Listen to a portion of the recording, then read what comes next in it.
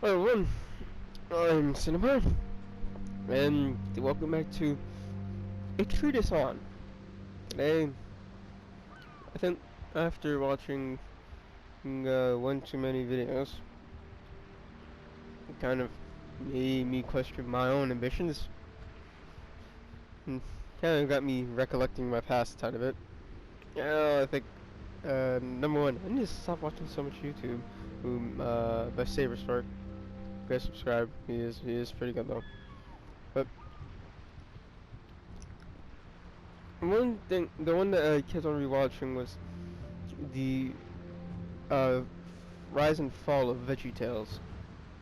Because I did go to a Christian school, a very Christian school, when I was younger, and I remember that's something that some students got to watch. I never actually did see the series. I do remember listening to the music, because just down the hall they were listening to, they were watching it. So, but in there, in the book, Me, Myself, and Bob by Phil Vischer, who created Big Ideas and VeggieTales. He writes apparently in that book to beware your dreams, and I think that's the one that got me really thinking about it, and what made me talk about this. And I'm gonna be blunt with you.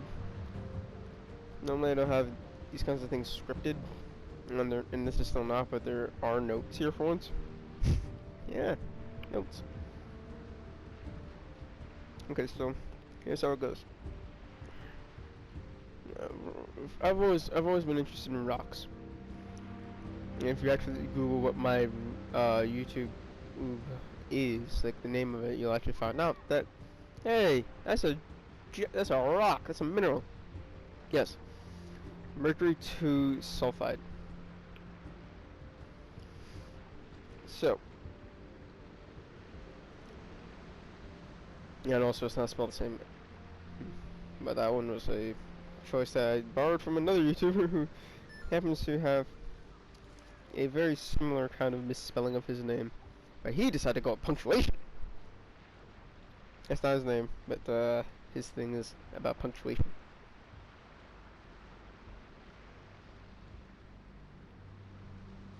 So, I'm just going to tell you a tiny bit of some of my hopes and dreams that I had in the past, and I think what led me to this. And this trip in the background is I was playing World of Warships, and actually this came up into my head. This is the perfect background for this, because if you know the name of this ship right here, if you know it, leave a comment down below. Currently, I'll be uh I'll be dropping the name later in this, but yeah.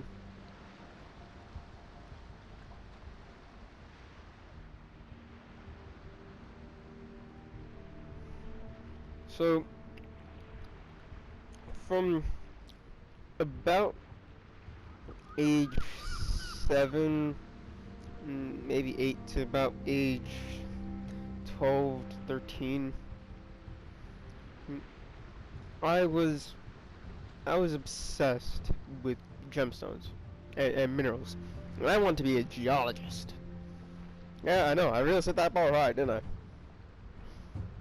But then something happened in about 7th grade that changed my life and got me down the path. I think that really fully did start me down here.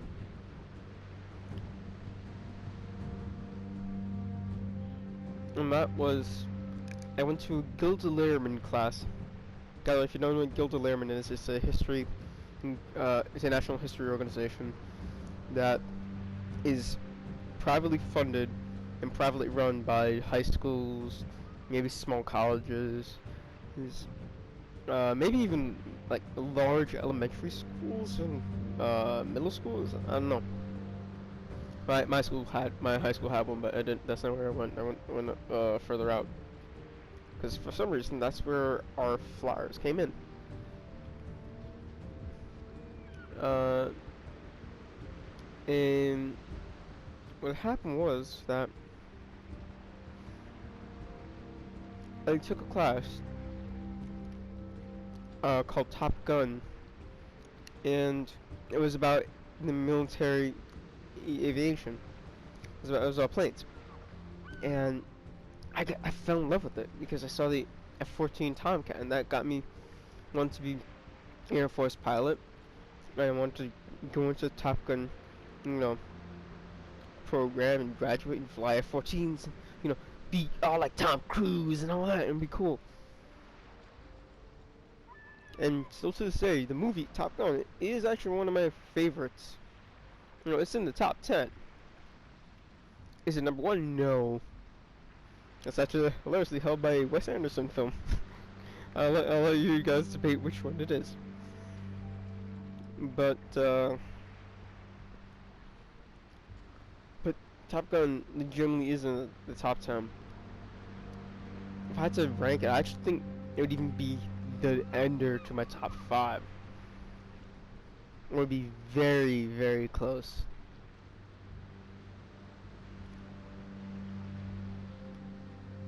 But this got me on to fly, and as time went on, I found more serious passions. I had a dream, but a dream without passion driving you to get to it is nothing. And it petered away, and I got into acting. I mean, I was already in choir, so it wasn't like it's not a gigantic step, away from it. So it wasn't too bad, but acting was the thing for a while. But I never wanted to be fully an actor. I mean, I fantasized about it, but I knew in reality it ain't happening. I ain't good looking enough for that.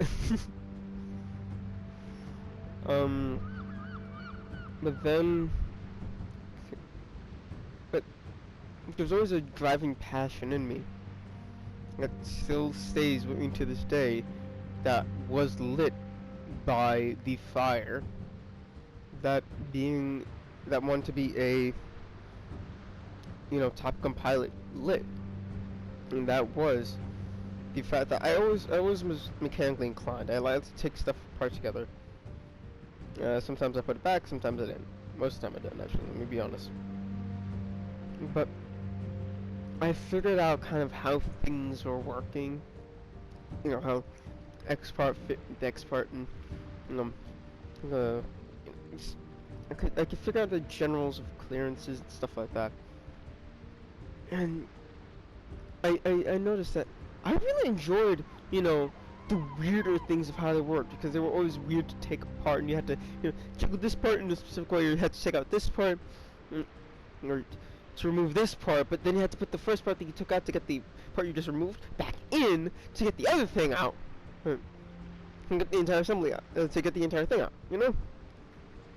And I found that really interesting, and it led me to want to be an engineer, a mechanical engineer, which is what I'm currently studying in college.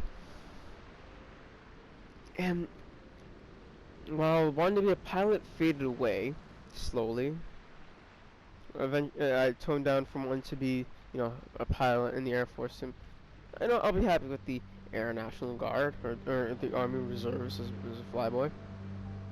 Of course, that also would need me to be, able to fly, which I do want to learn how to. So my own selfish reasons, and serve my country.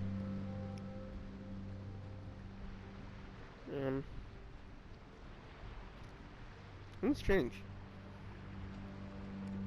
Honestly, this flying was just a nice fantasy for the most part. Never to serve my country, but just and I'll get to that someday, kind of thing. Currently, but the engineering side, it never left me. I still want to do it. And why am I telling you this? Why am I telling you you're essentially part of my life story here? It's because throughout all this, you can see I had large sections of my life, you know, it age roughly, 7 to 13, so roughly 6 years. Years where geologist, and then 13, then let's say about the later half of my 13, and definitely my 14. So 14 to right about, oh, actually about 2018, 2019. Yeah, 2019 officially the serving my country as a pilot died. Okay, so that's 5 years.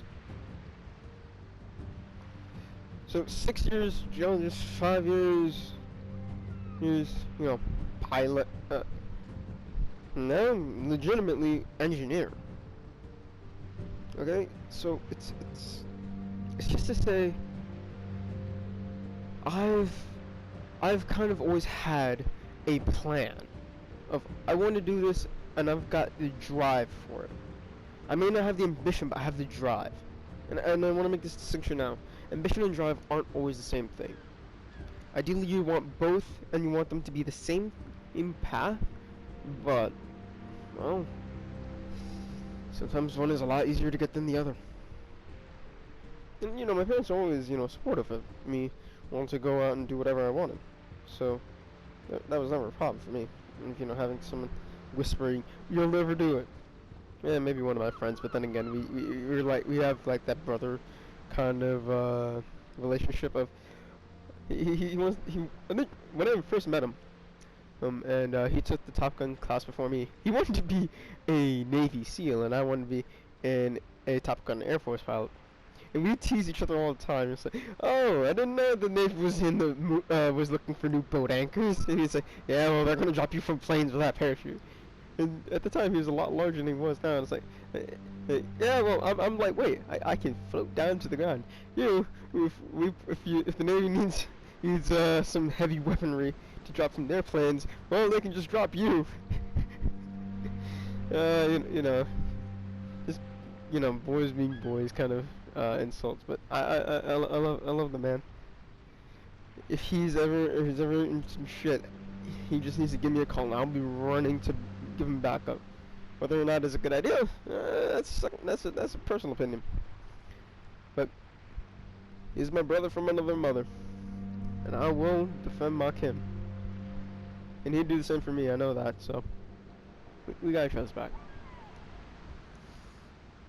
But I'm telling you this not to make you jealous, and not to, gloat that, oh, I knew what I wanted to do with my life. I mean, things happen. Life changes. And if you have like a million dreams, until you finally settle down on what you are now, that doesn't mean you can't stop dreaming, and it doesn't mean that you can't have hope to, get somewhere better. It's just, you gotta kind of remember, as time goes on, it really is a ticking clock, and I hate to be that, and I really hate that metaphor of it's a ticking clock. You only have so much time before X happens, and you have to go. No, I don't like that, but it is an unfortunate reality. So I'm only gonna bring it up once right now, and then that's it. If you have your hopes and dreams now, and I'm gonna be general and say, over, say, 65. If you're retirement age, I don't think all your dreams come true, and you're just gonna have to settle out. So I'm gonna tell you, one of my family members who's old like that, who is actually my grandmother, yes.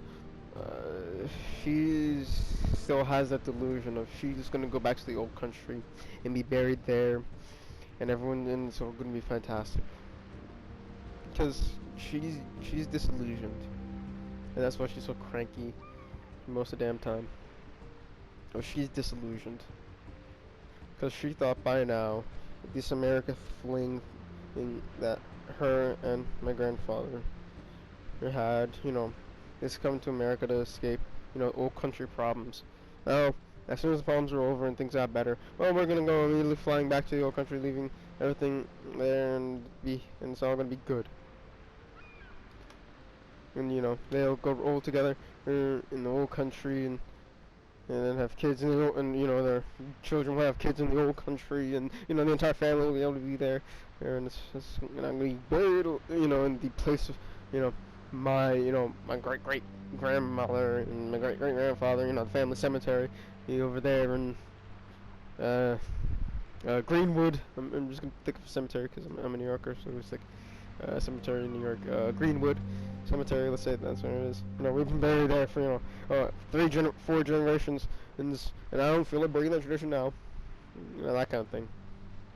But no, sad truth is, she's gonna die here in America, and she's gonna be put to rest next to her husband, in, in here in America, in the other protected cemetery here in New York. There's a lot of them, so you're gonna have to try to figure out that one. And I'll tell you this: it's not Greenwood. It's the one thing I'll tell you: it's not Greenwood. You got Woodlawn, St. Martin's, and St. Mark's as well, down in Queens. It's for some of those, or you know, it could be a smaller one. I've just thrown them all off. Anyways, I'm telling you this because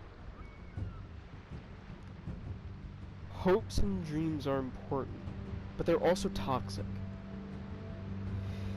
You get caught up in these things. You get caught up in them, and they're good. They keep you driving to, you know, be the better you, but don't ever let them fully cloud your judgment. Because what happens is, once they've completely removed you from reality, it's hard to get you back. And the danger is that most people will throw everything they can to be in, you know what I mean? To be there, to have what their dream was, and it's quite sad to see, you know, good people try to make it to their zenith, you know, to make it to the golden hills over there. I mean, follow your dreams. Dreams are good. Follow them by all means. But be realistic to a certain extent. You have to let reality creep in there eventually sometime. To my younger people out there, don't stop dreaming. Cause maybe you can't be an astronaut now. Maybe you're old. Maybe you're like a ninja, and your brain don't exactly do that whole thinking a great thing good. But there's something that you are amazing at, and there's something that you can very much do that someone will gladly pay you for. Whether it be art, or you know, whether it be, you know, you do veterinary work, you know, you become a vet, or heck, even work. Heck, I hate to admit it, but sometimes legitimately just settling is even good. Just working at, you know, your local diner, just slinging plates for 50 years, just waitressing. Sometimes that's actually okay. Sometimes, not always. Depends on the person. But beware how far you let things happen. That's all I have to say.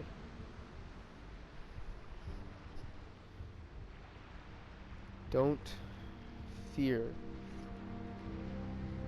Dream big, but remember, a dream is like the sun, and the closer you get to it, sometimes the more likely it is that you become the more likely it is that you become Icarus. and you will eventually have your wings fall from underneath you. Icarus, don't fly too close, for you will burn. Anyways, what is your opinion on that? I don't want to seem like a harbinger of doom and gloom and all that, but I don't know why, but I felt like a moral obligation to mention this right now, you know? I'm missing chips.